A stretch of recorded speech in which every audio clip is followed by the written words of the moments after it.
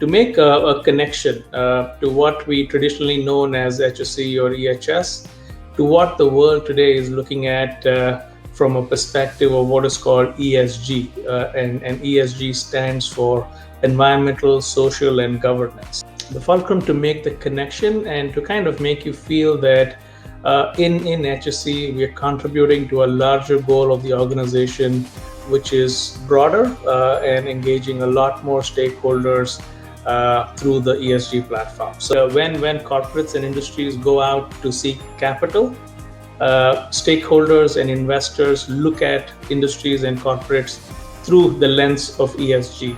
How good is their ESG score, which is again in terms of environmental, social, and governance, of which ESG performance and disclosure reporting also is a very key aspect. The fact that over 70% of the ESG metrics are driven by environmental and safety performance and priorities.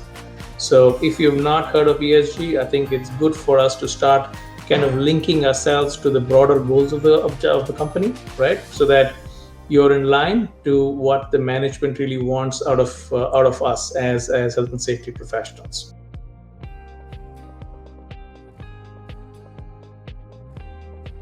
Indian boardrooms recognize the fact that ESG is very critical, and what this brings to us as EHS professionals that we serve today is a lot more emphasis, is a lot more, I would say, accountability and necessity for us to provide that information readily available to the boardrooms today.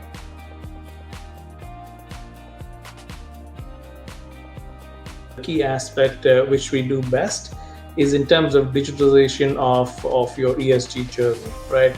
And why digitization is important is obviously because of the fact that we need a process to integrate all of the data across the company into a single platform, right? So environmental, social, and governance requires inputs, not just from environment, health, and safety, but also from finance, from HR, from operations to other functions across the company that contribute to what is the output in terms of the framework scorecards that ESG produces. So it requires a very robust data capture process, and importantly, an assurance mechanism that can hold court when you come to kind of certifications and audits by various lenders and financial agencies, where you got to prove to them about how creditable is your data, how auditable it is, how traceable it is, and where are the accountable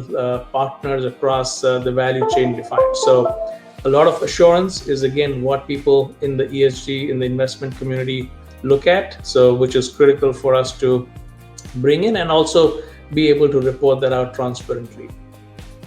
The second major objective that digital drives is in looking at standardization and unification of what kind of data and what kind of processes you set across your business. The third aspect is it promotes collaboration outside of today's emails and then chat engines and stuff, in bringing all of the stakeholders and the supply chain on one platform.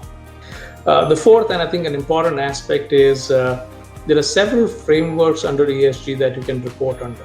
CDP, which is, and then the GRI, which is a global reporting initiative, and then the SASB as well, which is popular in the United States. So that apart, there are several other frameworks that are applicable based on industry sector, as well as based on a regional preference.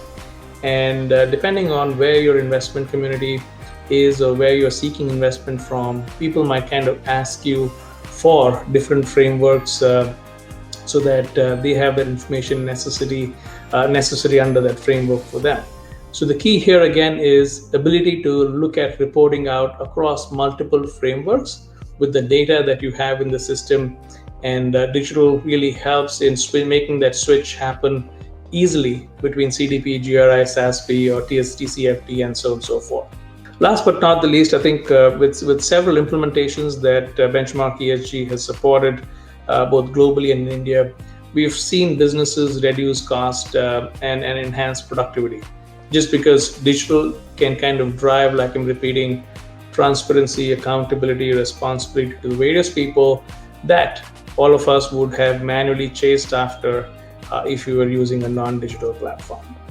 I think digital is here to stay, and I think digital is kind of here to kind of streamline the journey of your EHS and ESG programs.